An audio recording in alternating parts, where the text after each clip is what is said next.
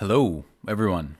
Welcome to the video. So today is going to be a bit different than most of my videos. We're in December. It's December 10th today.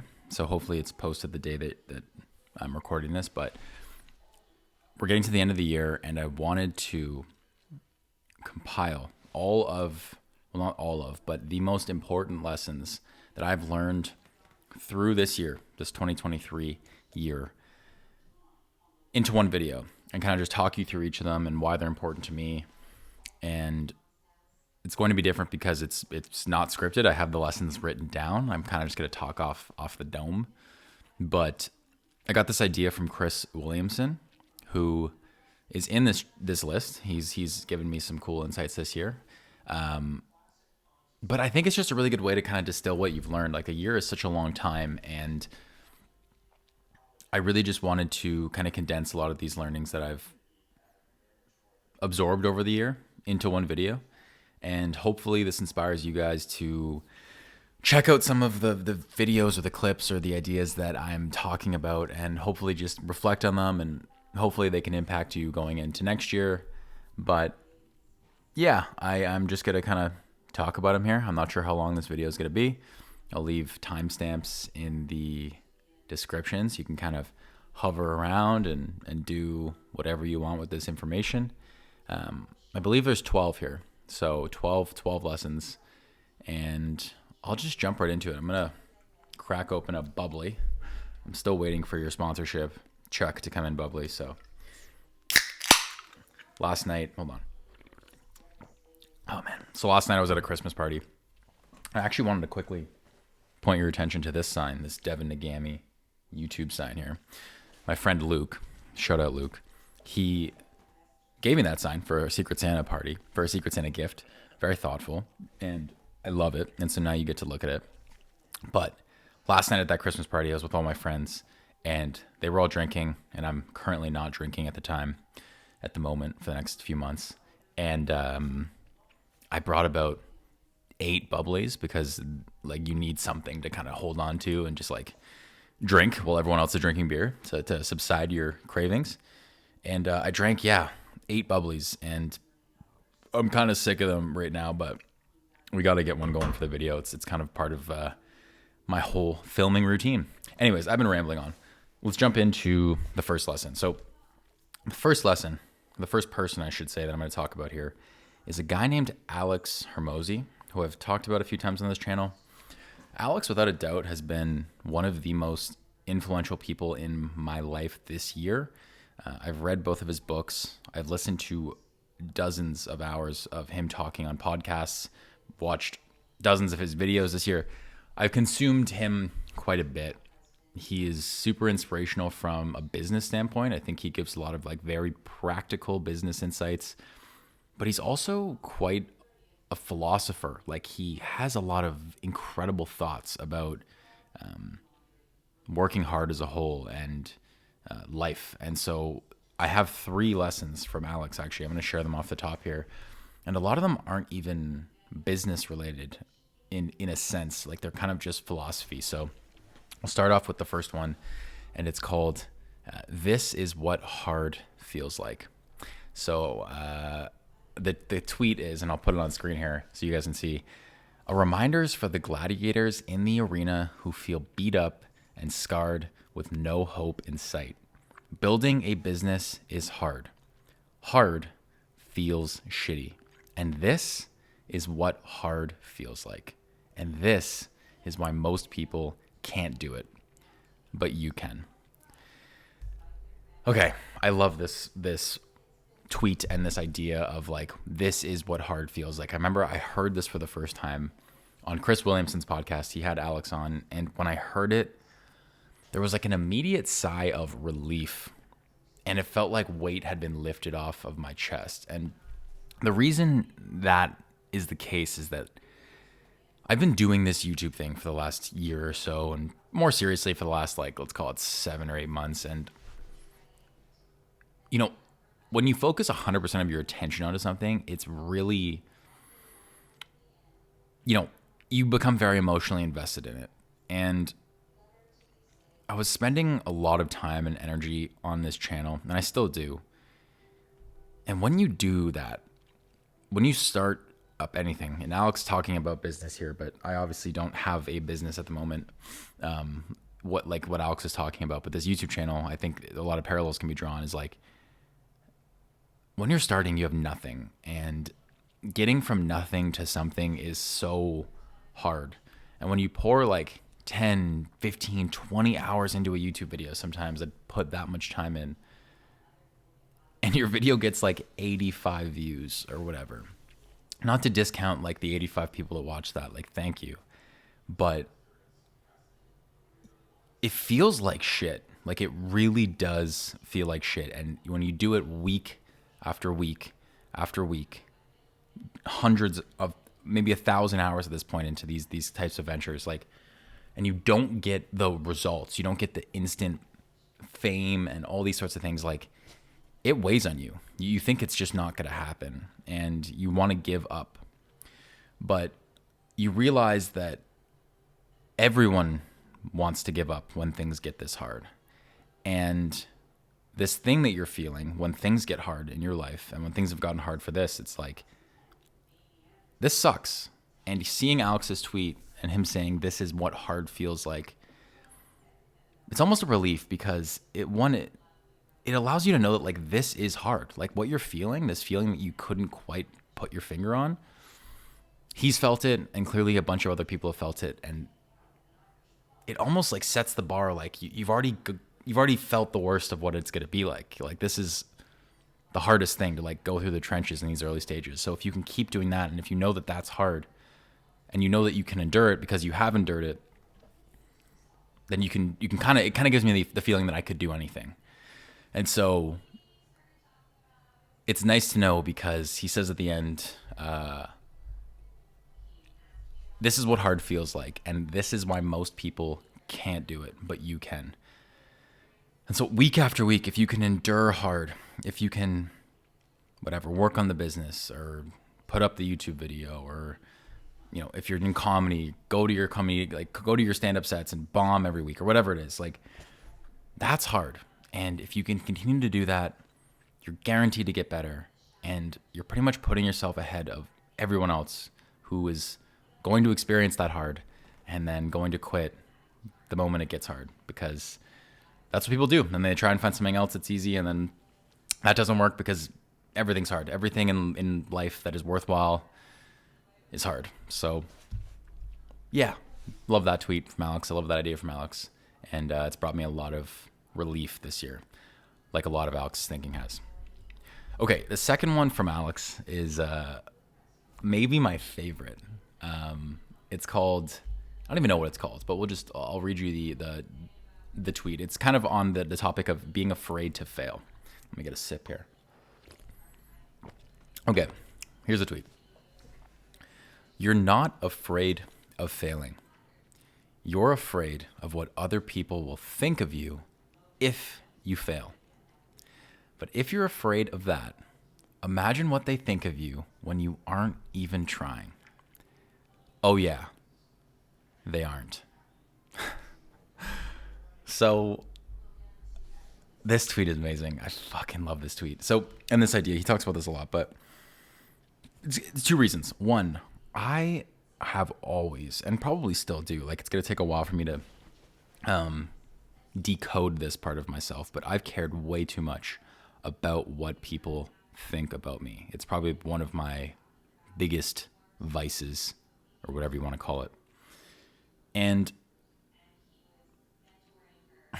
what do I have written down here? Let me pull up the tweet. Like, when I quit my job back in May, I made a video about it, but I also kind of just like vlogged my thoughts at the time. That's never been posted. Maybe it'll get posted someday, but regardless, I was so scared of what other people were going to think about me, and I let the thoughts of other people that I saw, like 1% of my waking hours, dictate how I felt for 99% of my life. And it was crazy. And so the reason I didn't want to tell people about this YouTube channel, the reason I didn't want to quit my job, all these sorts of things, is because I was concerned about what they were going to think when I did that and what they'd think about me if I failed on this expedition or whatever it is. And so as a result, people, including myself for a long time and probably still at some point right now, like people don't take risks because they're so concerned about what other people are going to think about them failing, because people are inherently just concerned about what other people think, right? It's evolution. It's baked into us. But the second reason this tweet's great and it links back is like, one, you think this this tweet is going in one direction. Like he thinks that he kind of leads you on with that. If you're afraid of that, imagine what they think of you when you aren't even trying. And he kind of teases you, and then he says, "Oh yeah, they aren't thinking about you." And I think that because people care so much about what other people think about them, they're so concerned, right, to take a risk and fail. But I think the only thing that is worse for someone who cares deeply about what other people think about them, the only thing that's worse than those people thinking negative things about you is them not thinking about you at all. So Alex has this great way of saying, like, if you try something and you fail and people make fun of you, that sucks. But do you know what's worse? When you don't even try, don't even bother to try. Because then people really aren't thinking about you. And Alex is like a psychologist because he knows how to play into our narcissism. Like he knows that that we think about people thinking about us. And when you don't take risks, like, not that you should be doing things for other people. It's just, it really reminds you that if you're not willing to take risks and not willing to like have people think negative things about you, I think it's pretty easy to just live a pretty unremarkable life. Not that I've lived a remarkable life or, anything like that, but as someone who has really cared about what other people think, there's a lot of power in understanding that when you don't take risks, you don't even get the chance for people to think negative things about you. Like in a way, that's a privilege for people to think negative things about you because they thought about you in the first place.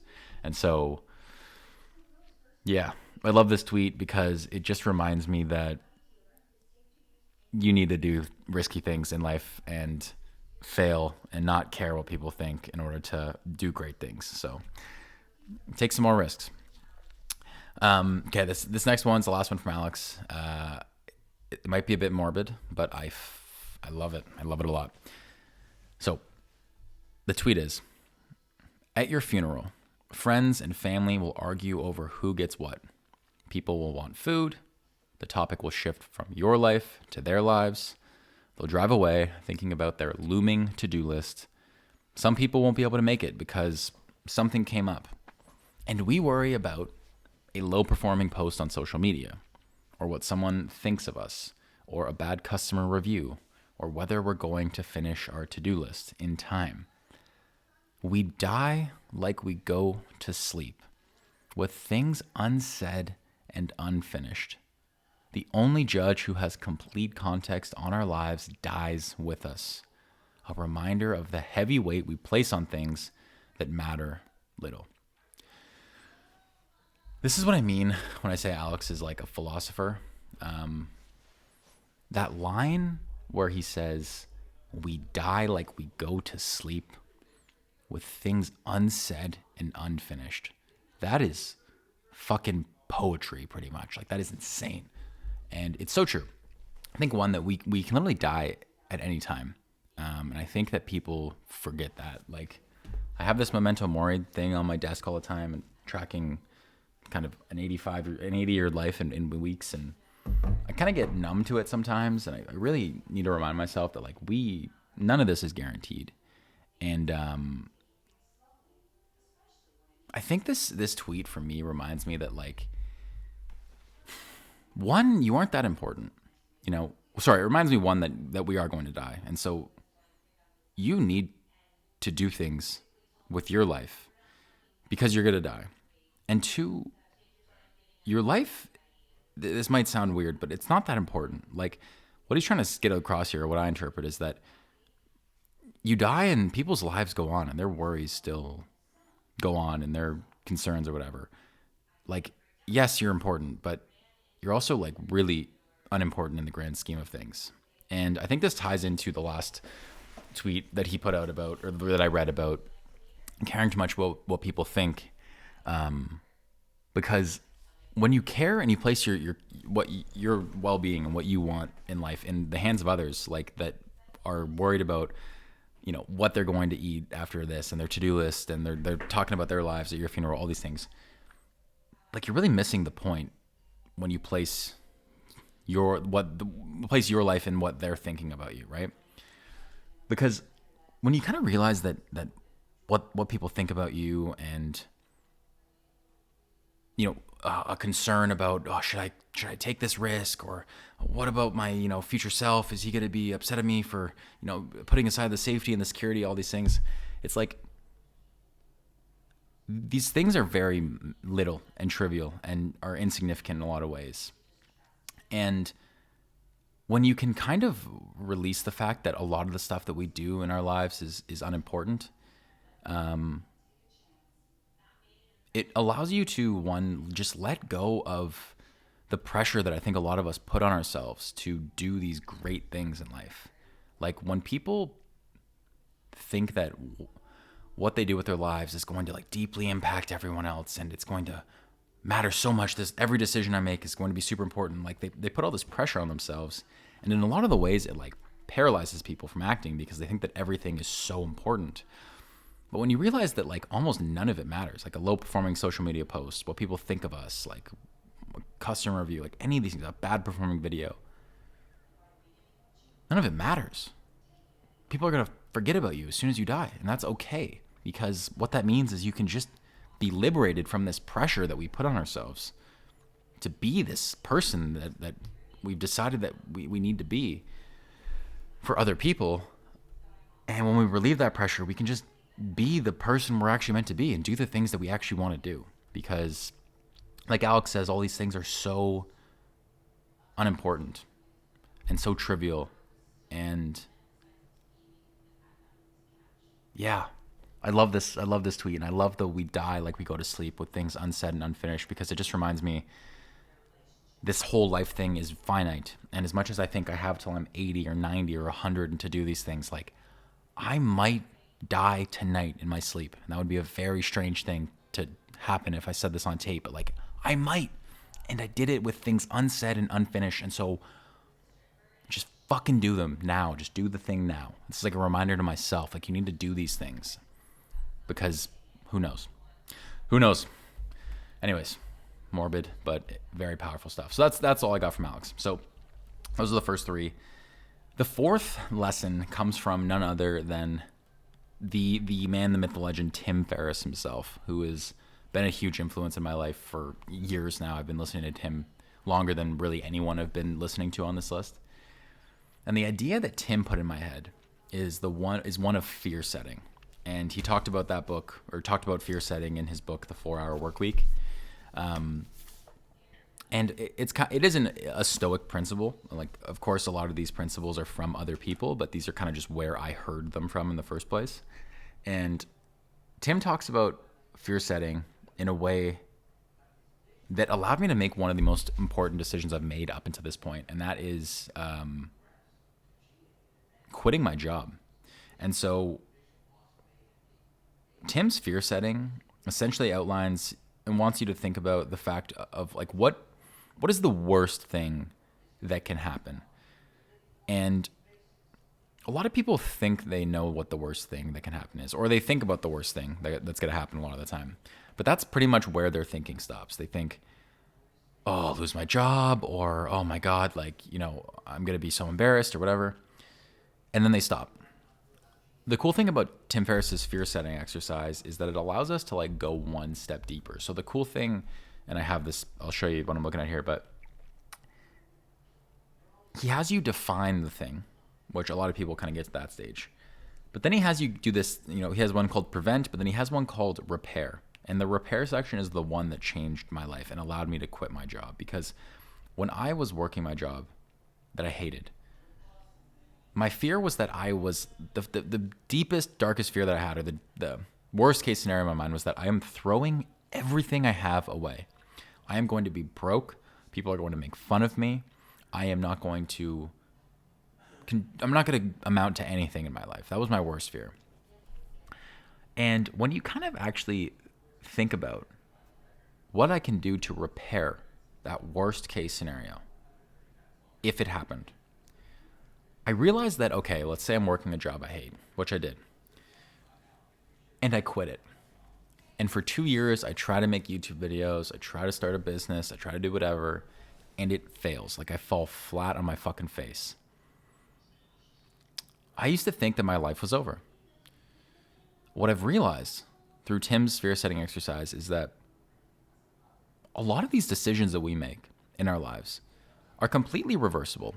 Completely reversible. I had the realization that if I quit my job, failed at this for 2 years, however long, I could literally go back and get the exact same job that I had. And I'm sure a lot of people could probably do the same. Maybe they couldn't get the same job. Maybe they take a little bit of a demotion or whatever. But like you could get a job after taking 2 years off and be completely fine and support yourself and live and eat and have a place to sleep, all these things. And when you realize that these decisions you make in your life aren't permanent, like they're not like undoable or whatever that would, like it's such a relief because you can realize that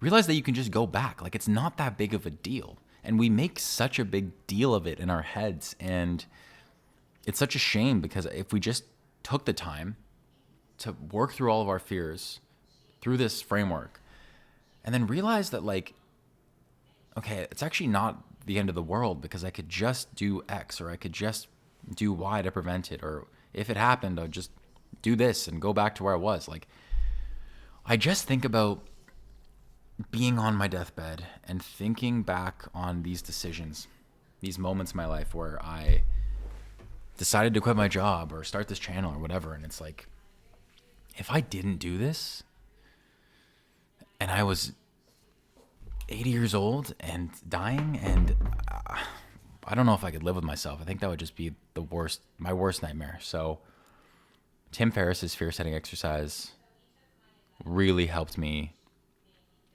define what these fears even were and actually try and think about ways to repair these worst case scenarios if they played out, which most of the time they won't even, but it's just an unlock for you to realize that like, you're good, you'll survive. So thank you, Tim. Really appreciate that lesson. Changed my life, I think. Okay, next lesson. This comes from a strange source. He's not famous at all. This summer, when I quit my job, I decided I needed to make some money. So I decided to landscape. And I had a family friend who landscaped. And so I worked with him for the summer. And really appreciate that for him taking me on and everything. And I learned a really important lesson from him. We were landscaping and he had, full book of business, made his living that way. And we got onto the topic sometime of marketing or advertisements or how he got new customers. And he said something to me that blew my mind because it's one of those things that I'd heard in theory before, but now I'm seeing it in practice. And he said, I don't really advertise. I asked him about like, do you put up flyers? Do you run ads? He's like, no, I don't really advertise. And I was like, why? And he's like, you just have to do good work, Devin. You just have to do good work.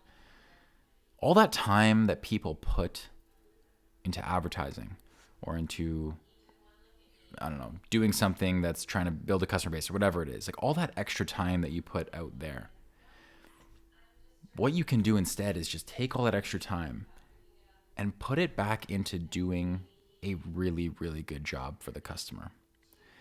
And when you can just do good work and you can forget about all that extra stuff and just put all your energy and resources into the things that you can directly control and things that are going to have a great result and output for the customer and yourself, That's going to get you more business than anything you can imagine.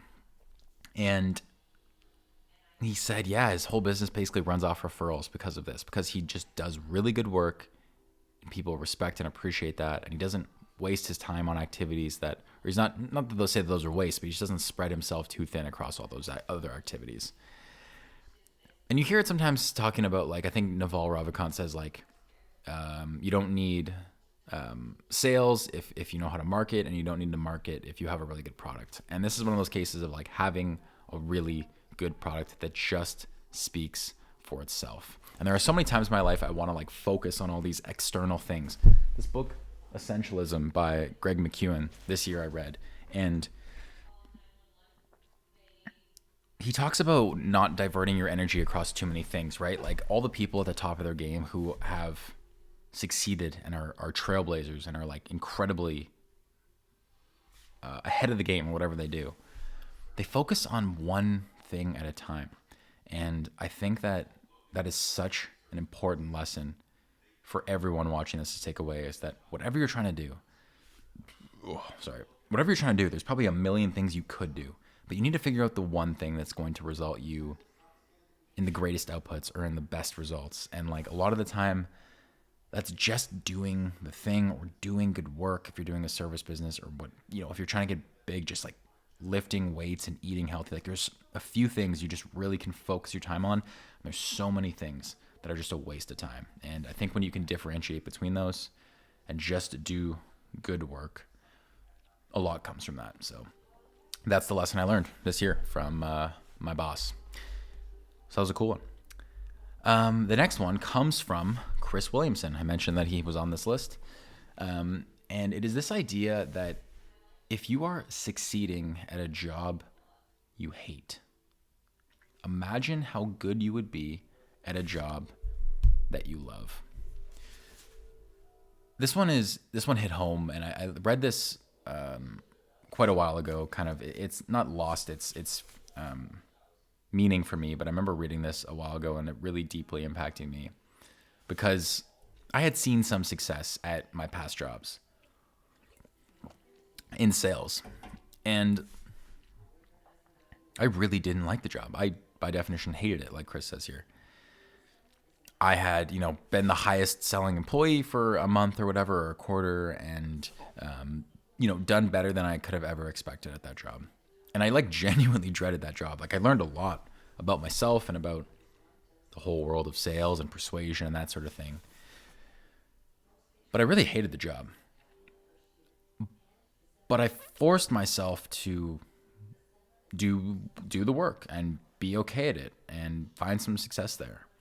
And when I heard Chris talk about this idea of if you were succeeding at a job you hate, imagine how good you would be at a job that you love, my mind was opened up. I remember reading a sales book one time, and the guy talked about how you need to find something that you love to do, because there's just going to be a guy.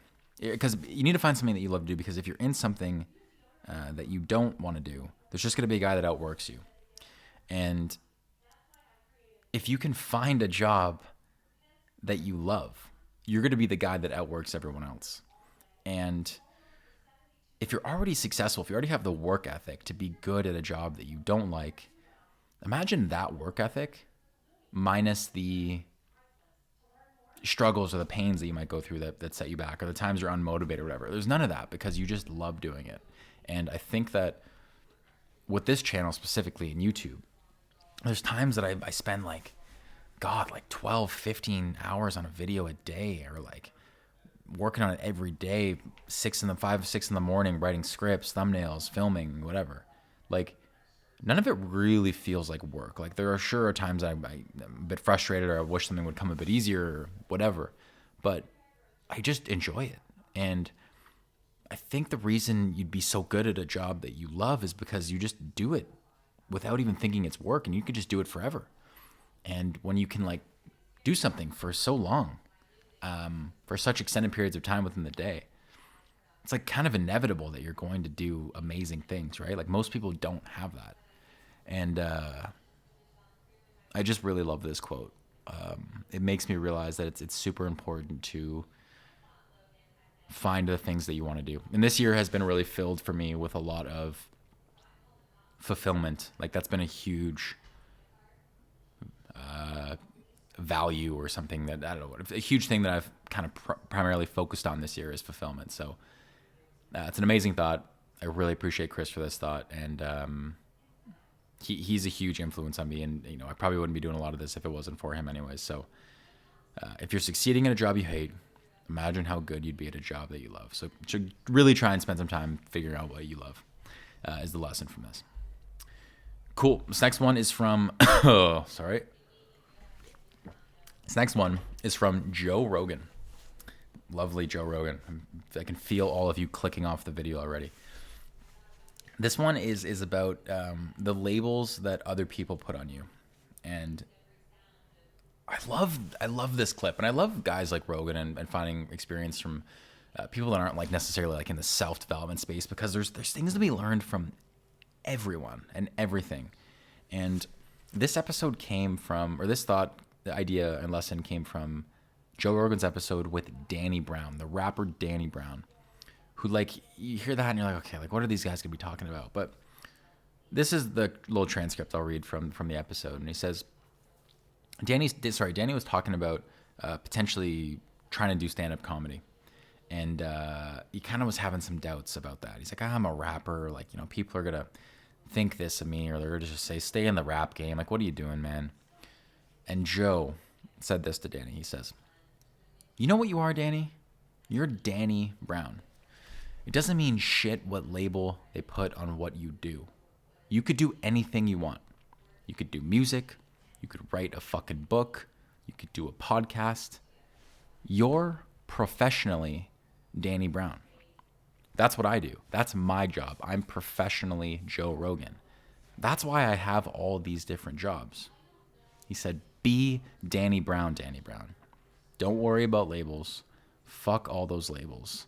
Let all those other idiots sort that shit out. That's a beautiful thought.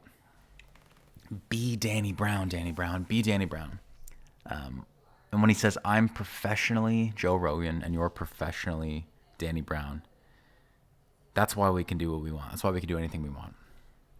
And that's such a beautiful idea. And I realize that that's kind of what I want to work towards in the future. I want to professionally be Devin Agami. I don't want to be tied into any one specific niche. I don't want to be tied into one specific thing. People go, oh, he does that.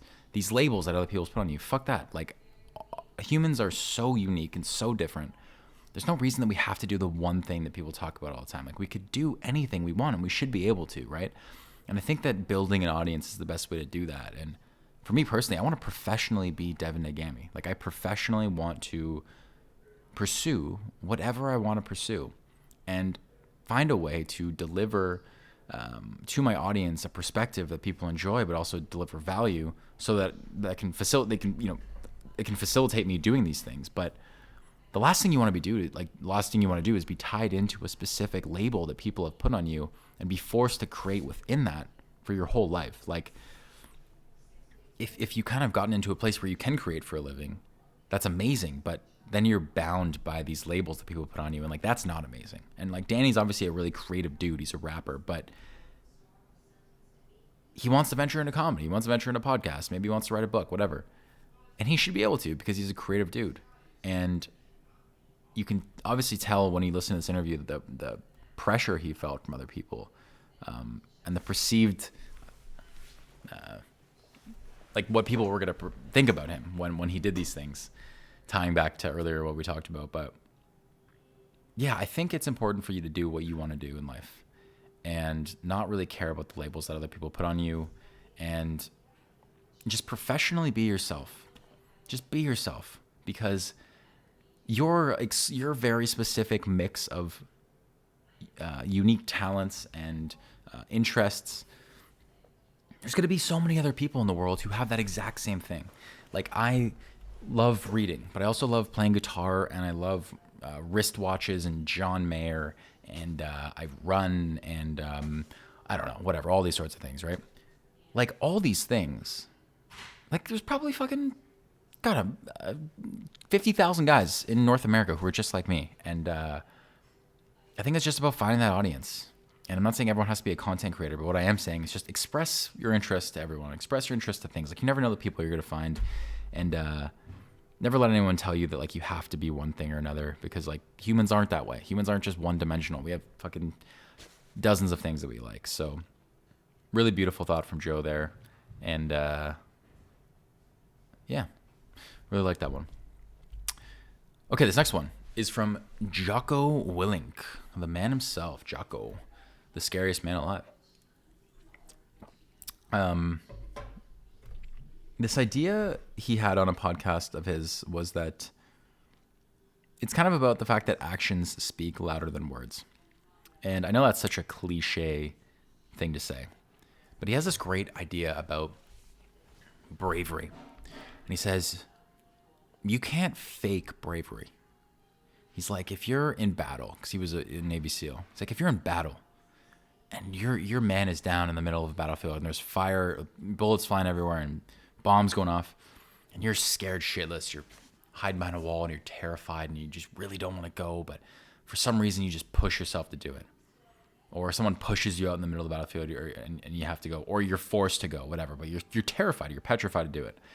But you do it anyways, and you get your guy back. It doesn't matter, he says, what you're feeling at the time that you do that. What he says is that that was a brave action. It doesn't matter if you were terrified to do it, or if you didn't want to do it, or if you were forced to do it.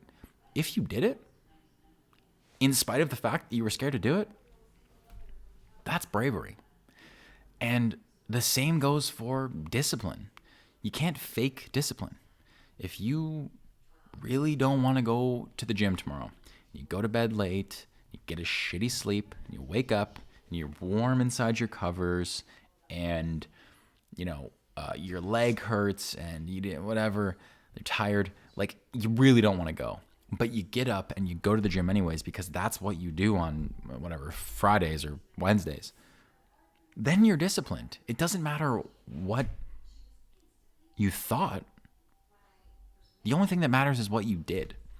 And so I think people like to think their way out of problems, myself included. I'm talking to myself. I like to think my way through things. Sometimes you just got to do it. And actions truly do speak louder than words, because if you can do that enough times, you can go to the gym enough times when you really don't want to go to the gym, or you can do enough courageous things, even though you really didn't want to do those courageous things, quit your job, have a difficult conversation, whatever, then you are disciplined. Then you are courageous. Your actions speak louder than your words. So be very careful about what you do, and be very conscious of what you do, and don't always listen to what you're thinking, because most of the time it's not right and it's not the person you want to be. It's just the noise of your head chattering on. Cool. That's Jocko. The next lesson is from Dickie Bush, which is an unfortunate name. I've followed Dickie on Twitter for a while, and I've never really thought about his name until someone I knew was like, oh, that's a terrible name. I'm like, you know what? That is a pretty brutal name. Dickie Bush. He put out this tweet, this photo called "It's Never Been Easier to Win." And I'll put it up on screen so you can take a look. But 5 reminders to show you it has literally never been easier to win if you have an ounce of patience, discipline, and consistency. And essentially, it's just a list of things, of stats, talking through social media as a whole, because he's an online writer. But I think this applies to anything else in life. But it says, number 1, 94% of blogs have fewer than 5 posts. Hit publish just 5 times and you're in the top 5% of people. Number 2, 99% of podcasts have fewer than 21 episodes. Hit publish once a week for just 4 months and you're in the top 1% of people.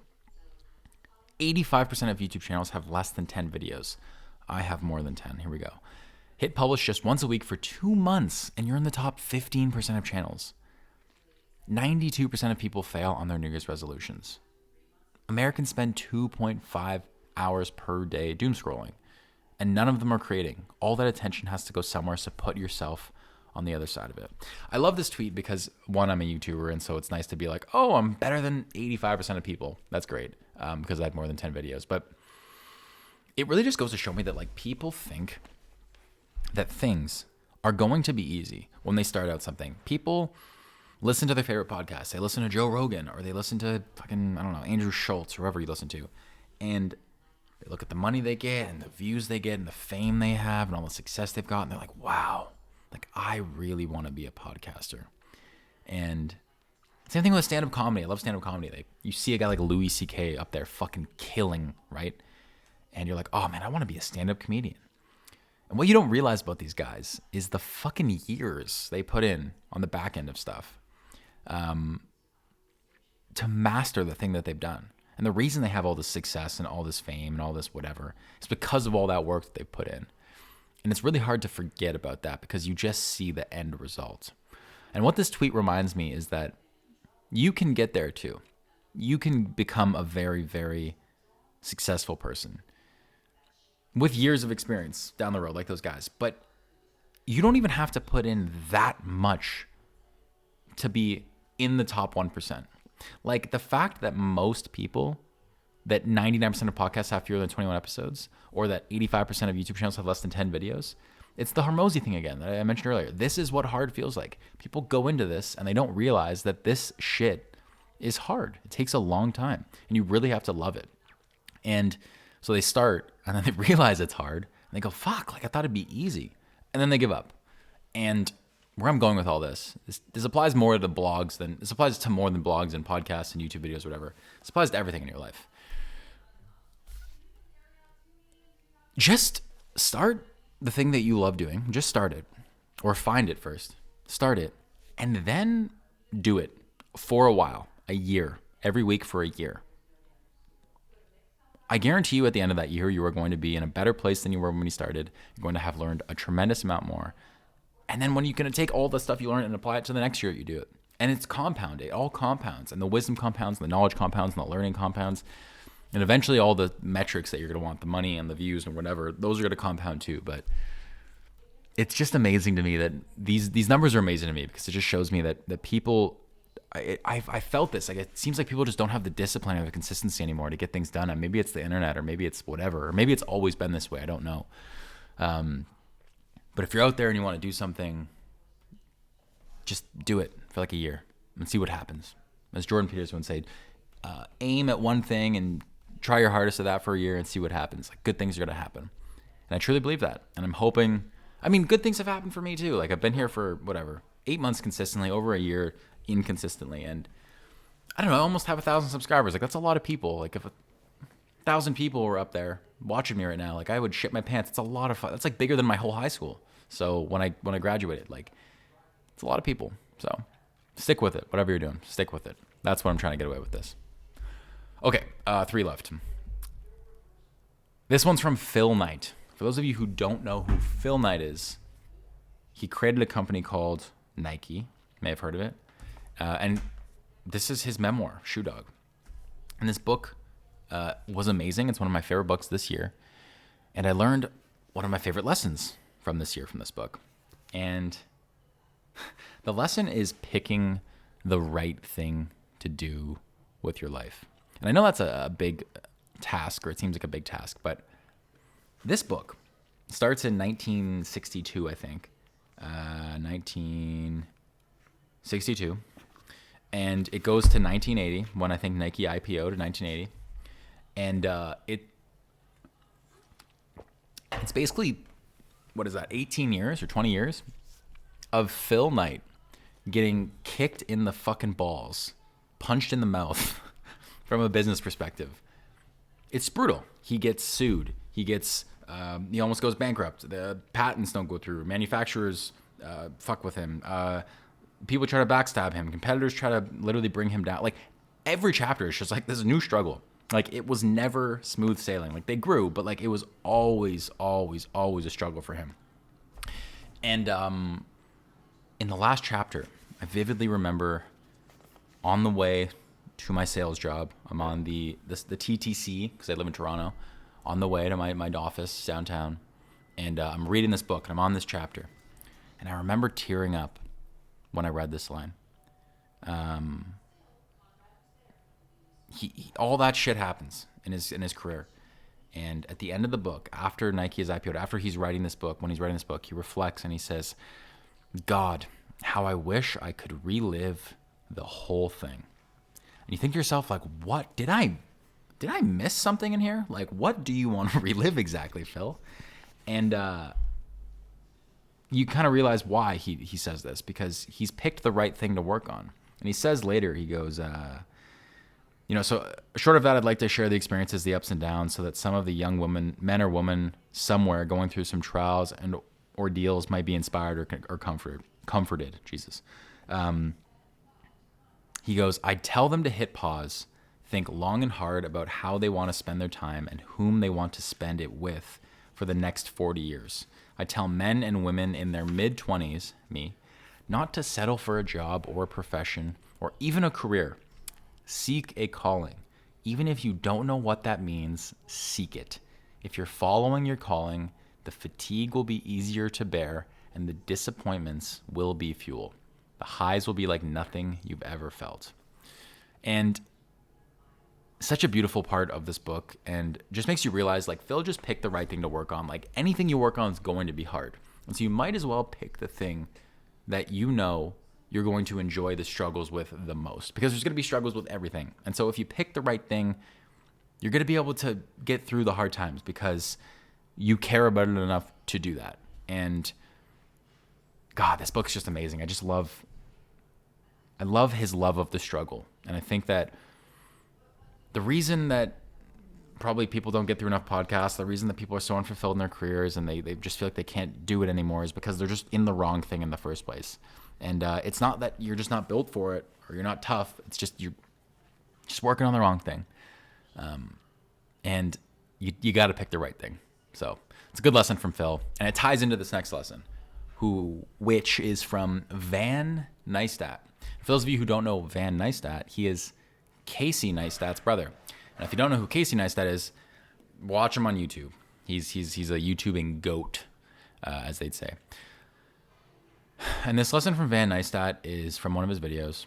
And he said, quote, if you haven't figured out your life's purpose, then your life's purpose is to figure out your life's purpose. I love that quote. I think, once again, like Phil's saying, it made me realize how important it is to figure out something that you love. Like, Van is an artist through and through. He's made films his whole life. He's made kind of like cool artwork, and his studio is all like organized with tools, and he builds things. He's very like mechanical in that sense. It's amazing. It's watch his channel. It's like nothing you've ever seen on YouTube, but he obviously loves what he does. And that's his life's purpose: making films, making art, building things. And I think that if you dissect this sentence, if you haven't figured out your life's purpose, then your life's purpose is to figure out your life's purpose. In other words, like, people think they're going to stumble upon their life's purpose, or it's just going to like happen to them, or they're going to wait.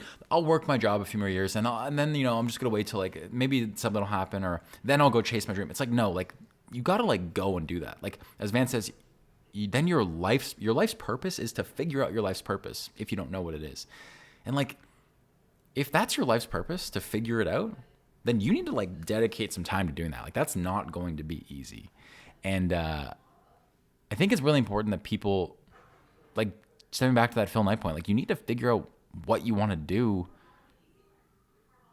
or you need to pick the right thing.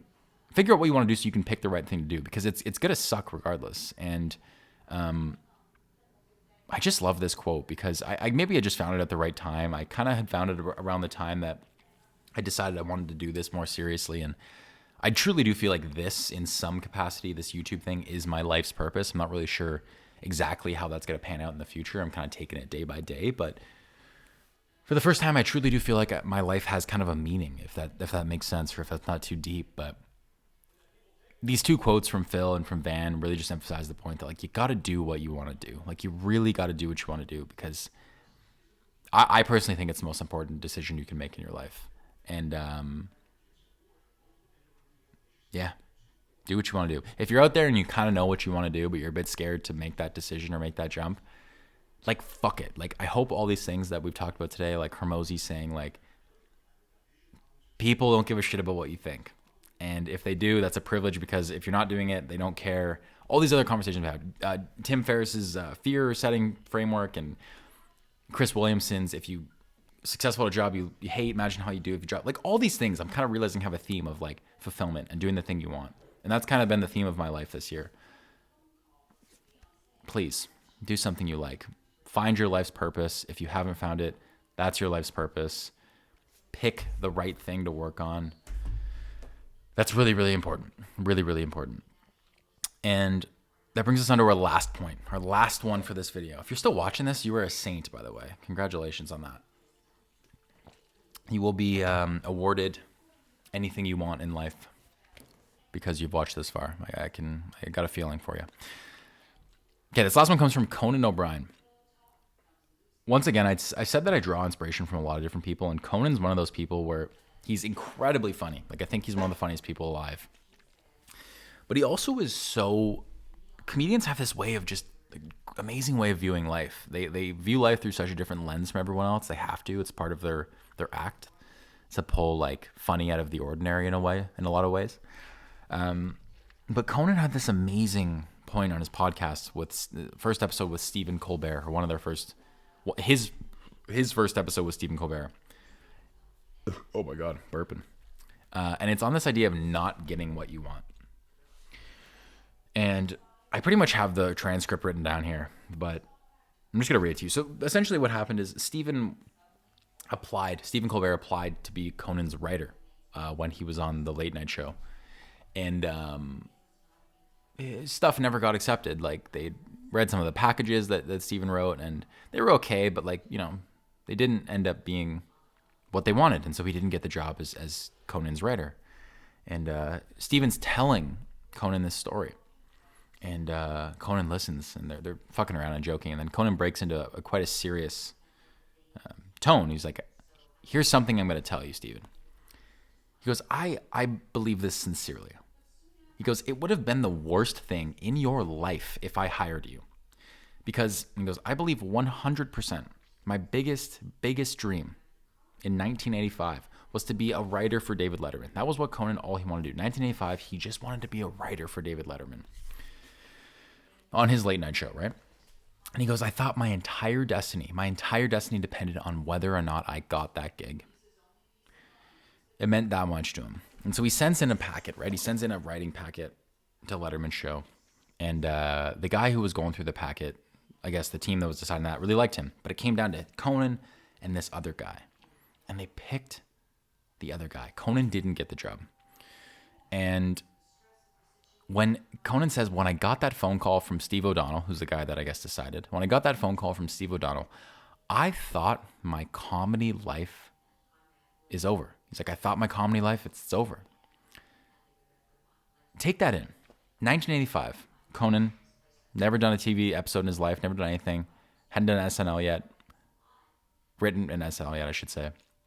Says, I thought my comedy life was over when I didn't get that job with Dave Letterman. He goes, I now realize that if I worked for Dave Letterman, I wouldn't have gone to SNL. And if I didn't go to SNL, Lorne Michaels wouldn't have seen me, and I wouldn't have been plucked foolishly to replace Letterman in 1993. And my improbable career never would have happened. And he goes, if the thing that I wanted most had happened at that point, I wouldn't be where I am. And he goes, and I really do believe that it's not getting the thing you want that leads you to going on and doing what you want to do. And he said, you know, that leads you to going on to The Daily Show, The Colbert Report. And he says, not working for me is the greatest thing that's ever happened for you. Such a beautiful story from Conan and Stephen. Like, I don't really think, I'm not really a spiritual, I don't really know what I am in terms of spirituality or God or any of these things. I'm coming around on a lot of it, but I truly do believe, like, one thing I believe is that everything, good or bad, happens for a reason. It's a part of your journey, and you can make anything positive when you want to. And this story of Conan gives me such hope, because there's times in your life where it's hard and things seem like they're just at it's the bottom. It's rock bottom for you. But the truth is, like, this is just a part of your journey. This is just a little bit of the journey and the path. And imagine how things would have turned out if Conan had got that job. We wouldn't even know who Conan is today. Like, maybe we would, but he definitely wouldn't have had the career that he had and the impact that he's had on millions of people. And I think that, like, in your life, your lives, if you're watching this, the things that are, like, really bad today, things that are really bad and hard for you today are going to be a really important part of your story, and the things that are going to make you you. You just never know if they're bad things. Like, what does a bad thing even mean? And I mean, obviously you can take this to the extreme and say there are bad things, but that's not where I'm trying to go. I guess, you know, sometimes you just need life to save you from what you wanted, to give you what you need. And I think this is a really helpful mental framework when things are really hard and they're not going your way, to understand that this is just the path that you're on. Everything happens for a reason. So don't worry about it too much. And I really, really love that insight from Conan. And so that's that. That is all 12 or 13 or whatever lessons from 2023 that I really loved. They aren't all from the year 2023. They're just the ones that I learned about in 2023, but they're really impactful. And even talking through them right now has been really helpful in kind of figuring out what my thoughts are on them. I know this was probably a little rough and really unpolished. And if you've made this far, I appreciate you deeply. But yeah, I think this is going to be something that I'm going to do every year. It helps me throughout the year also try and write down a lot of these lessons that I hear and reflect on them so that I can hopefully give you guys some decent insights on them at the end of the year. But yeah, that is all from me. If you like this video, check out some other ones on the page. But other than that, thanks for watching, and go and do something that you really want to do with your life. And that's all. See you soon.